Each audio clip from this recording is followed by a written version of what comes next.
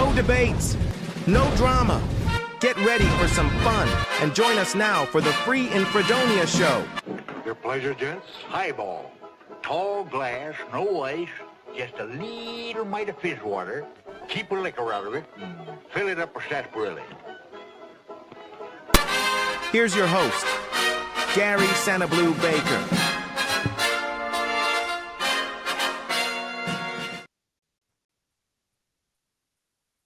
Hey, everybody. Let's play some trivia. Hey, Linda. Hey, Jeannie. Hey, Sharon. Glad y'all are with me. We're going to be playing some trivia today. The subject today is the Grand Ole Opry. And most of y'all have probably grown up with Opry and know a little bit about it. This is a good opportunity to hit that share button and invite all your Facebook friends and YouTube friends to come and play if they want to play. And see how they can do. Hey, Stephanie, glad you're here. Yeah, I'm just looking at the comment section. Like I said, we're going to be playing some trivia. The subject today is the Grand Ole Opry. First thing I want to do is, we always start with the word for the day. So here it is. Let us hold unswervingly to the hope we profess, for he who promised is faithful. Hebrews 10:23. Perseverance flows from focusing on God's unchanging character. When doubts arise, remind yourself that the one who promised is incapable of breaking his word. All right, and everybody said amen. Hey, Chrissy, glad you're here. Today, like I said, we're going to be playing the tribute is going to be the Grand Ole Opry. I'm going to be trying some new things today. So, and I just got to tell you, I had my eyes dilated earlier, so I can just barely see the monitor. So I'm probably going to hit a few wrong buttons. If I do, y'all just bear with me, and we'll carry on. Let's get Gloria to tell you how to play this game. So, Gloria. It's going to be lots of fun with interesting trivia questions on a variety of subjects. The way you play is the question will be posted on screen with 4 possible answers. You'll have 10 seconds after the question is read to choose the answer you think is correct and type in the correlating number in the comment section. After you post your choice, give Gary a few seconds to tabulate the answers, and the correct response will be noted before advancing to the next question. The high score and winner gets bragging rights and will be posted after the show. Good luck. Now here's Gary.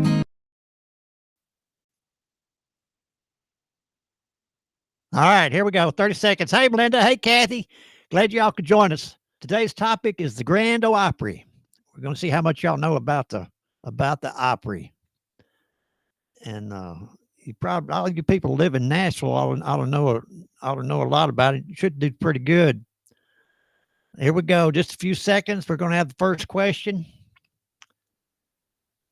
And here we go. First question. In what year did the Grand Ole Opry first air as a radio broadcast? Was it 1940, 1931, 1925, or 1919? Just put your answer in the comment section, the correlating number of your pick for the answer. We're going to take a few minutes here and we'll let the machine tabulate the votes. While it does, y'all watch this. For decades, I've taught you everything I know. But only you can prevent wildfires.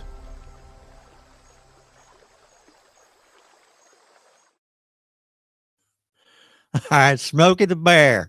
Still computing his answers. Sometimes this machine moves pretty fast. Sometimes it don't. Like I said, I had my eyes dilated, got those checked so I can just barely make out some of these figures and numbers and letters on my monitor here. So it's going to be a challenge. What year did the Grand Ole Opry start? First air as a radio broadcast. Here we go. It was 1925 was the answer. So I can see I got some problems. Next question. Which city is home to the Grand Ole Opry? 1, Nashville, Tennessee. 2, Memphis, Tennessee. 3, Louisville, Kentucky. 4, Austin, Texas. That's really a hard question for you guys that live in Tennessee, I know. I'm going to try this one more time here. What city is the home of the Grand Ole Opry? Let's watch this.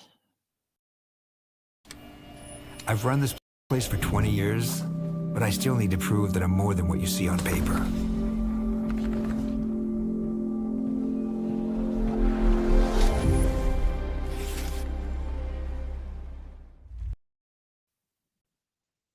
Okay, Nashville, Tennessee. Boy, I've got the timing right. It's all wrong. So I need to work on that. So we'll keep on going. What cities? We've already found out in Nashville, Tennessee. All right, machine. Don't mess up on me here. Don't. Hey, Paula. Glad you could join us. There we go. Looks like 100% of you got it right. Next question. Who was the first performer on the Grand Ole Opry? Was it Uncle Jimmy Thompson, Roy Acuff, Minnie Pearl, or Hank Williams? Who was the first performer on the Grand Ole Opry? Uncle Jimmy Thompson, Roy Acuff, Minnie Pearl, Hank Williams. Put your answers in the comment section there. I'm going to let the machine compute. I'm not going to push any more buttons because it seems like it's messing it up. Grand Ole Opry. Uncle Jimmy Thompson. He was the first one. The first song was the Prisoner song by Uncle Jimmy Thompson. Little interesting side note there. All right, here we go. Next question. Hey, Christopher, glad you're here, bud. What venue became the permanent home of the Grand Ole Opry in 1974? Was it the Ryman Auditorium, Music City Center, Grand Ole Opry House, or the Country Music Hall? What venue became the permanent home of the Grand Ole Opry in 1974? Put your answer in the comment section there. I think most of y'all probably know this. Oh, you Tennessee volunteers. Like I said, I've been experimenting with the timing on the game to try to make it a little more interesting and to move it along a little faster, but I've pushed the wrong buttons. Grand Ole Opry House. Grand Ole Opry House became the permanent home in 1974. All right, here we go. Next question. Some of y'all got that right. Some of you didn't. Okay. All right, next question. Before moving in 1974, where was the Grand Ole Opry held for over 30 years? Was it the War Memorial Auditorium, the Ryman Auditorium, the Bluebird Cafe, or the Belcourt Theater? Before moving in 1974, what was the Grand Ole Opry? Where was it held for over 30 years? Here we go. Let the machine figure this out and tell y'all probably what most of y'all should know. Here we go. The Ryman Auditorium. The Ryman Auditorium. That's where it was held for over 30 years. Let me pause the game here just a second. Like I've told you before, one of the things I like to support is Camp Rainbow. And I wanted to thank Leanne Marshall for writing an intro for these interviews that I did several years ago. She did a good job. So the words coming out of my mouth, but she's the one that wrote them. So let's take a look back at Camp Rainbow. Hey, y'all, I want to tell you about an awesome organization called Camp Rainbow. Camp Rainbow is for kids with disabilities or having illness that prevents them from going to regular summer camp. And these special kids get to participate in activities they would not be able to experience without Camp Rainbow, such as swimming, fishing, arts, crafts, and many others. The camp is staffed with wonderful doctors, nurses, and many others who volunteer their time. Several years ago, Ted Alexander and I were given the opportunity to video some of these activities and interview some of the volunteers. Here's one of those interviews of those dedicated people.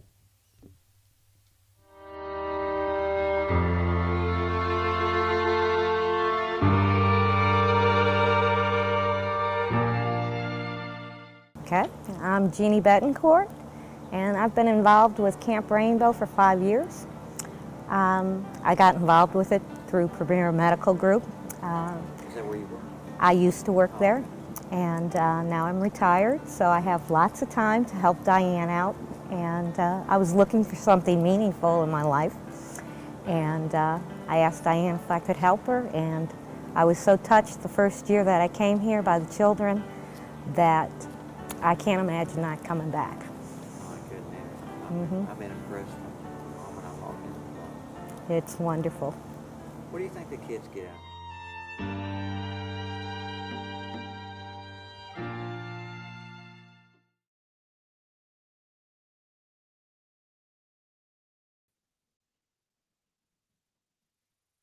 All right, Camp Rainbow's a good thing. Back to trivia. Next question. Machine will. Oh, I got to hit the right button. I'm sorry. My bad. Here we go. It's harder than it looks. All right. Which famous country star made his debut at the Opry in 1954 but wasn't invited back? Was it Willie Nelson, Kenny Rogers, Johnny Cash, or Elvis Presley? Which famous country star made his debut at the Opry in 1954 but wasn't invited back? Y'all put your answers in there. All right, here we go.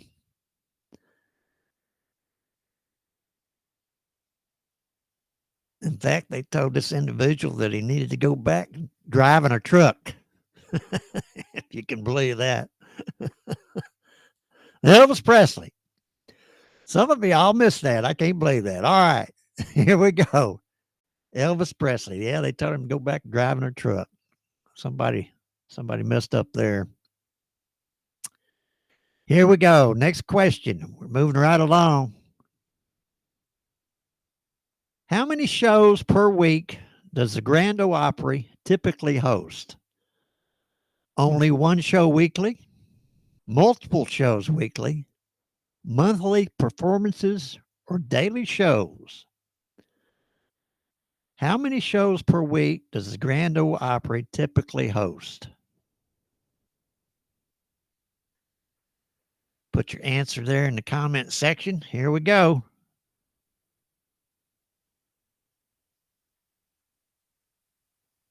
How many shows? Looks like most of y'all got your answers in there. Like I said, I've been experimenting with time. Multiple shows weekly. Multiple shows weekly. 67% of you got that question right. Let me pause it here, and I want to check out this leaderboard. There we go. Oh, look at Melinda. If you have problems, if you're playing the game on your phone and you're having problems, if you turn your phone horizontally, it makes it a little bit larger and it might be easier to see. I've had some reports that people are having trouble seeing this leaderboard. So you see where you are on the leaderboard? And then we're going to go back to the game. Next question here. Which legendary female artist joined the Grand Ole Opry in 1960? Was it Reba McEntire, Patsy Cline, Loretta Lynn, or Dolly Parton?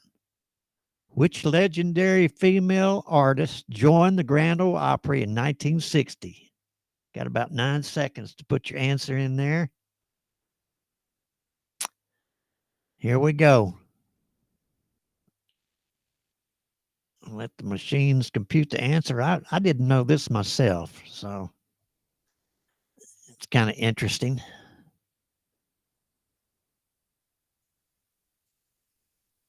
Loretta Lynn.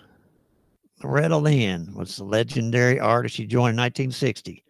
Most of y'all were born in 1960. I was a young man myself. That was a long time ago. All right. Question number 9. What network originally aired the Grand Ole Opry radio program? Was it WSM-AM, NBC Radio, CBS Radio, or ABC Radio? Which network originally aired the Grand Ole Opry radio program? And we let the machine compute. I don't know if y'all know this, but the artists can't audition for the Grand Ole Opry. They have to be invited. That's the way they've done it for years. I thought that was interesting. WSM-AM Radio was the network that originally aired the Grand Ole Opry. Here we go. Next question. Question 10. We got 12 questions coming. So this is question 10. The Mother Church of Country Music refers to which historic venue? Was it the Ryman Auditorium, Opryland, USA, Grand Ole Opry House, or Bluebird Cafe? The Mother Church of Country Music refers to which historic venue? Put your answers in there. Let's see if I can push a button here while the machine is computing.